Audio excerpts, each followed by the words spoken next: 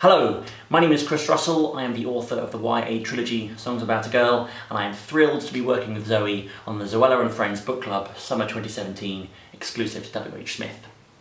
And I will tell you why. Reading is a solitary activity. That's one of the magical things about it.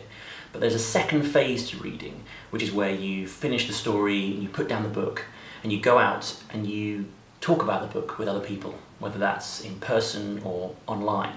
And this is particularly rewarding with YA fiction because the YA community is the bee's knees. It's inspiring, it's supportive, it's lively, and Zoe, through her book clubs and her Girl Online series, has been right at the heart of this community for some years now. So the chance to work with her on this project and to join in the conversation with you guys is really exciting.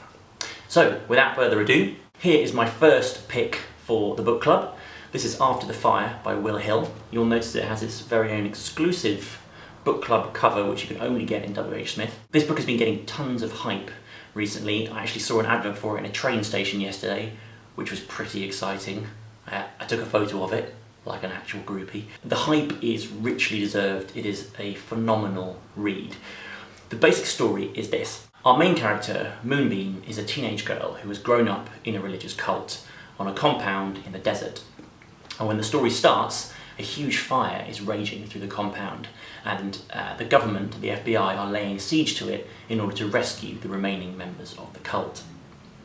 Moonbeam then wakes up in a rehabilitation facility where she seems to now be living, and she gets taken to daily interviews with a psychiatrist and an FBI agent. And the book then switches between these interview scenes and Moonbeam's memories from before the fire. And we discover that she has a dark secret about the fire which she is terrified of revealing.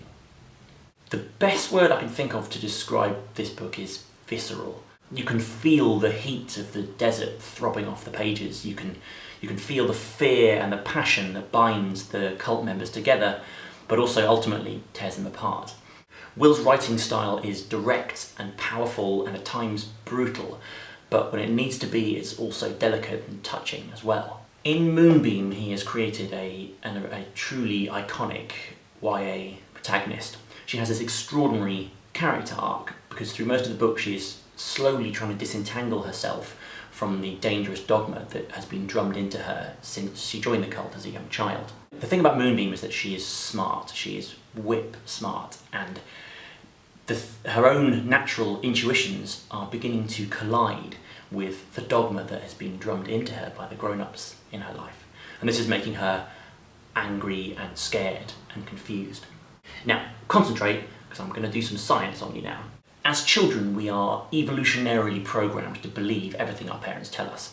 This is mainly because much of what our parents tell us when we're little is designed to keep us alive, like don't jump in front of a bus, or don't poke an angry badger. But at the same time as telling us these kind of factual things, they're also telling us all their opinions and their beliefs and their superstitions. And as children, we are unable to distinguish between the facts and the superstition. So by the time we reach maturity, as Moonbeam does in After the Fire, we find ourselves being pulled in two directions at once. The things that we've been told to believe and the things that we've come to believe ourselves. Now, most of us haven't grown up in a cult, obviously, but part of the reason that I think this is such a great book for teens is that everyone can identify with that moment.